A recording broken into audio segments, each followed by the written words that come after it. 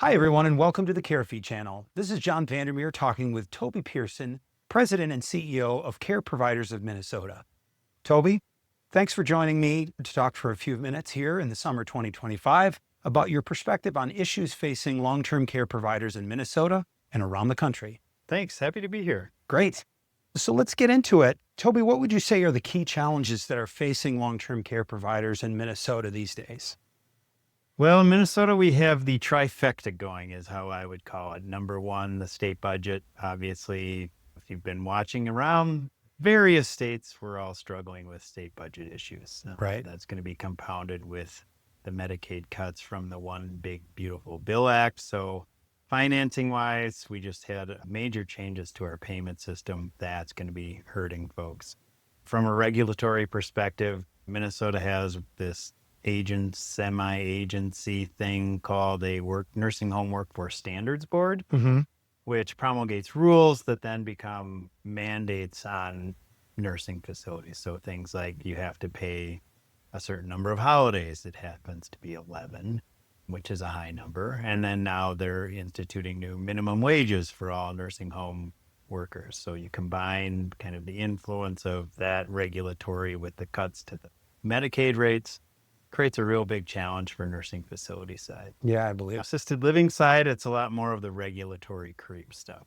People that want to make sure that you can, in essence, never make somebody move out of an assisted living, even if they aren't paying you or they're harming other individuals within the facility.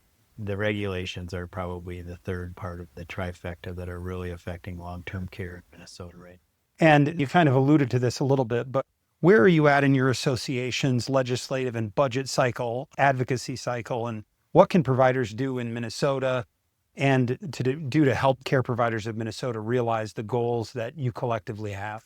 Yeah, so where we are in the state right now, we just finished what was a special session that they went into to do the preliminary budget stuff. They didn't actually finish.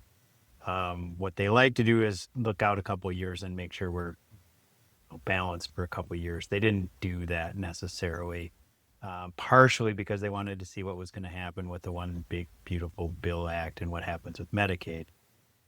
So our process from an association perspective, now we're reaching out to our members and we're saying, hey, what are you seeing? What would you like us to try to change? We have a couple of things that are, kind of perennial issues that we always work on, but we're always reaching out to our members to say, what else? What else are you hearing about? What else would you like us to try to fix? Probably the biggest engagement thing that members can do right now, whether you're assisted living or a nursing facility, is invite your local elected official out and give them a tour. I can't tell you the number of times I've had people who don't understand the difference between Medicare and Medicaid that vote on whether or not you should receive more money or more regulation. They couldn't tell you if you were a nursing facility or an assisted living. They don't really know the difference. And they are voting on what happens to you. So educating all of the members that are legislators, key to success. Yeah. So they actually understand what we do and who we serve. Yeah, it makes a big difference. There's this strange thing, even within DHS, but legislators are a different component of the system. So they should understand the people that they envision us serving are not the people that are being served, right? Especially in nursing facilities. They kind of have this like 1980s image of, little old ladies sitting around playing bridge that walk around and talk, and that's just not the populations we are serving. Much higher acuity and acuity, higher needs, behavior, mental health, substance abuse, all of that is going in, and that's who we're serving now. It is not. When I was volunteering in fourth grade and playing bridge with the little old ladies at my mom was a DON at the nursing home she was doing, those are not the people who are in our facilities. Very different environment. And it's important to make sure that legislators understand that perspective. Right. There's a reason you have to pay your employees more and that the rates have to be higher because the people being served have higher. Right. On the regulatory side, do you have any specific regulatory issues that you're trying to address that are keeping providers up at night and that kind of thing? We get a lot of calls from folks. What we're seeing in Minnesota right now, there's kind of the standard nursing facility ones that infection control. It's horrible. It's hard. It's difficult. It's a constant battle. We actually have a pretty good relationship with the Department of Health where we're able to talk to them. We don't always see eye to eye. At least they're open to talking to us about things. What we're actually seeing more of in our membership is the assisted living regulation side. More specifically, we have a group of members that are probably have 10 or fewer people, a lot of times 5 or fewer people, and basically a house setting. And you're renting out a house and you're providing services, and they're being regulated and surveyed and deemed the same as if kind of the prototypical thought of, 20 people, 20 apartments, all separate. Obviously, they're very different settings, very different regulatory environments should be applied, but they're not being applied. So that's probably where we're really seeing a lot more of the regulatory stuff come down. It's the balance of how do you provide the safety and the care for the individuals Sure. that are there, whether it's a smaller, setting or a larger setting. But it's also kind of the realistic expectation of there's a whole bunch of people that if they're not being served in these smaller 5 or fewer person settings, they would be homeless.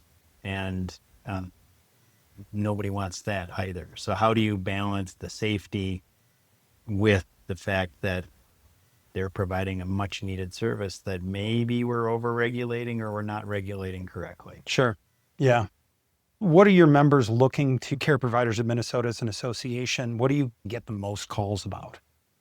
The most calls this last year was definitely what's going to happen with our payment systems. Right. I anticipate that's going to be the number one thing again next year because we're going to be fighting the Medicaid cuts and making sure they don't come through on the senior services side. The other thing that we find increasing, which is a nice benefit that we can provide to our members, is we do a lot more on the education side. So as we're having our conversations with MDH and the regulatory folks, we say, okay, we need to educate our members on this so that we can hopefully cut that off, make sure they're doing the right thing. Our members are calling us about, can you set up, more education about this, or this would be another area that we want you to do more education on. We have a great system set up for what the licensed assisted living director education that we work with a different organization to put together. We're probably going to start doing more education for like DONs and making sure that folks know both the clinical side of things as well as the regulatory side. So it's actually kind of an exciting time at Care Providers, from not necessarily the legislative stuff, which we always expect we're going to be engaged in that. Sure. It's the other stuff of what are the other benefits of membership that folks are really looking for. That's kind of fun to deal with. That's great. And speaking of some of the major benefits that are coming up relative to Care Providers offerings, are there any major events that you have coming up this fall that you'd like to plug? Absolutely. We love it. Our convention coming up in November. This year it'll be November 10th, 11th, and 12th. Look forward to seeing folks. We do it at Mystic Lake. It's a great venue. Folks have fun. It's a good time, a lot of education, great camaraderie. It's a great thing we got coming. Wonderful. Well, it sounds like a great event. And thanks so much for taking the time, Toby. Really appreciate it. Yeah, appreciate it. Great to talk to you again. Yeah, absolutely.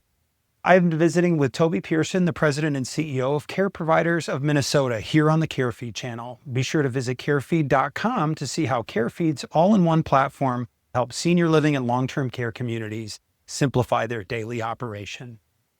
We help providers connect with residents, families, and staff easier, faster, and in a way that's secure and compliant. Click the Schedule Demo button to book a time to see how Carefeed's all-in-one platform can save your team time and money while improving resident and family satisfaction. Thanks so much.